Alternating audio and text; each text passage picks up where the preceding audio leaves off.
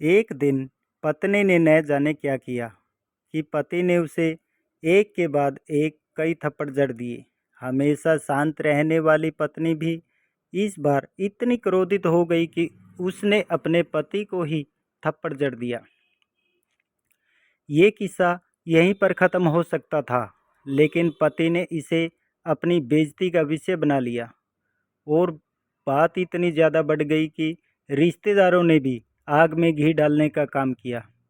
किसी ने कहा, जो औरत अपने पति को थप्पड़ मार सकती है वो ना ही तो वफादार हो सकती है और ना ही पतिव्रता। ऐसी औरत परिवार ही नहीं पूरे समाज पर कलंक है। बीवी के पक्ष वाले कहाँ कब पीछे रहने वाले थे।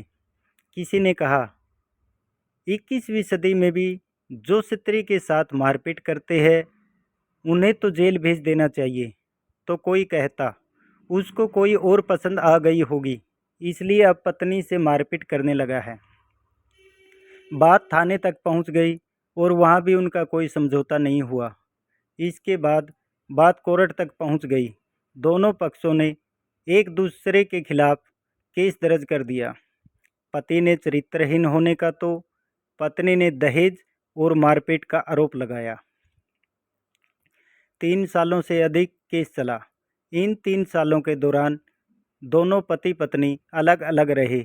इन 3 वर्षों के दौरान दोनों पक्षों के समर्थक की संख्या बहुत कम हो चुकी थी।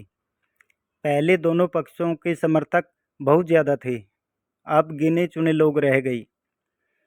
पति और पत्नी दोनों की आर्थिक स्थिति भी इस समय के दौरान काफ़ी नीचे गिर चुकी थी। जिन्हें वो अपना समझ रहे थे, पैसों की बात आते ही उन्होंने भी अपना पलड़ा झाड़ दिया। अगर कोई पैसे देने को राजी हुआ तो मोटे ब्याज की शर्त पर। आखिरकार वही हुआ जो सब लोग चाहते थे, डाइवोर्स। हर कोई खुश था। दोनों तरफ के रिश्तेदार, उनके माता पिता और दोनों के वकील। 6 साल की सुखद शादी और एक बेटी होने के बाद मिले इस डाइवोर्स से पति और पत्नी दोनों ही मायूस थे। शायद दोनों के लिए ही पश्चाताप था। इस खुशी को मनाने के लिए दोनों पक्ष के लोग एक ही जगह चाय पी रहे थे और वो दोनों पति पत्नी आमने सामने बैठे थे। और ज़्यादातर लोग जो एक दूसरे के विरोध पक्ष को सपोर्ट कर रहे थे वे एक दूसरे को अच्छे से जानते भी नहीं थे। पति पत्नी भी इन सभी से दूर एक जगह के सामने आमने सामने मेज पर बैठे थे। पत्नी ने पति से कहा, अब तो बहुत खुश होंगे, तुम्हारे मन की जो हुई है मुबारक हो और खुश रहो। पति ने भी पत्नी से कहा, तुम भी तो आज जीत गई हो मुझसे, तलाक तो तुम्हें भी मिल गया है। पति ने कहा। और पत्नी ने कहा, तलाक को तुम जीत का प्रतीक समझते हो? पत्नी ने पूछा। पति चुप रहा। थोड़ी देर की शांति के बाद पति ने कहा, मुझे तुम्हें 10 लाख रुपए अभी और हर महीने 15,000 देने का आदेश है। अभी मेरे पास पैसे नहीं है। मेरा मतलब है, मेरा जो शहर में फ्लैट है उसे तुम्हारे नाम कर देता हूँ। पत्नी बोली, लेकिन उस फ्लैट की कीमत तो 30 लाख रुपए है। पति ने कहा, हाँ 30 लाख है, लेकिन हमारी बेटी तुम्हारे पास है और आगे जाकर उसके खर्चे भी बढ़ेंगे। तुम्हें उसका खर्चा उठाने में थोड़ी आसानी होगी। पति ने कहा। और फिर पत्नी ने कहने लगी, नहीं नहीं, मुझे सिर्फ 10 लाख ही देना और तुम हर महीने 15,000 तो देने वाले ही हो। मैं मैनेज कर लूँगी। अगर 10 लाख नहीं है तब भी कोई बात नहीं, पत्नी बोली। दोनों फिर से शांत हो गई। पति सोचने लगा, कितनी समझदार है ये औरत, जो कुछ समय पहले तक मेरी पत्नी थी और अब अनजान है। ये वही औरत है जो कम से कम खर्चे में घर चलाती थी और पैसे बचाकर मेरे लिए जन्मदिन पर हमेशा मेरे लिए नए कपड़े जूते खरीद कर लाती थी। कभी बीमार भी हो जाती तो पैसे बचाने के लिए मुझे मालूम न होने देती और घरेलू नुस्खों से अपना इलाज कर लेती, मगर घर में कोई और बीमार हो जाता तो तुरंत डॉक्टर के पास लेकर जाती। मेरी ही मति मारी गई थी। मैं ही अपनी झूठी शान के चक्कर में इतनी बड़ी गलती कर बैठा। पत्नी के दिमाग में भी उथल पुथल चल रही थी। अभी भी वैसा का वैसा ही है। पहले भी खुद से ज़्यादा हमारे बारे में सोचता था और अब भी वही कर रहा है। ये वही आदमी है जो मुझे बचाने के लिए डॉक्टर को अपना सब कुछ देने को तैयार हो गया था। पता नहीं कौन सी मनुष्य घड़ी में झगड़ा कर बैठी।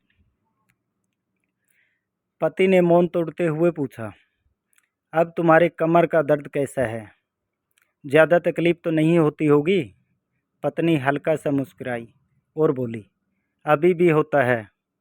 अब तो पेट में भी दर्द होने लगा है। वो तो होगा ही, पति ने कहा। तुम समय पर दवाई जो नहीं लेती हो।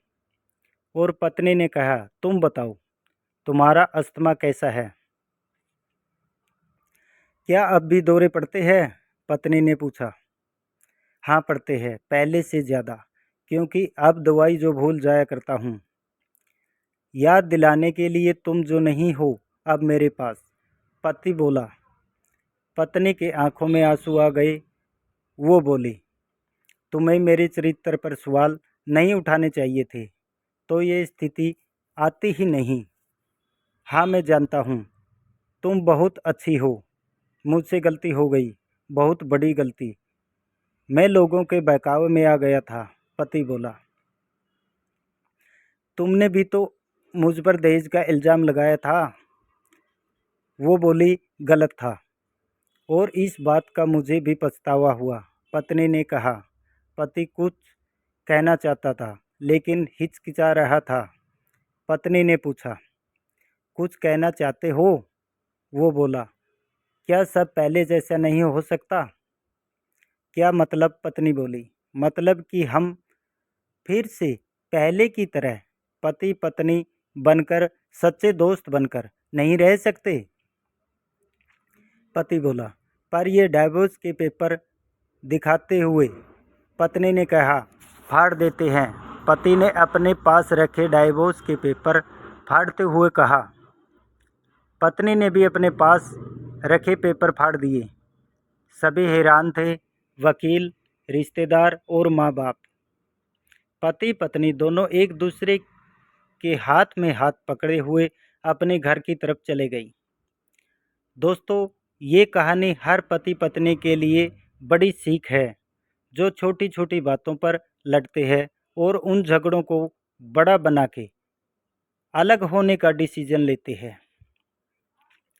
प्यार और झगड़ा तो एक सिक्के के दो पहलू की तरह है।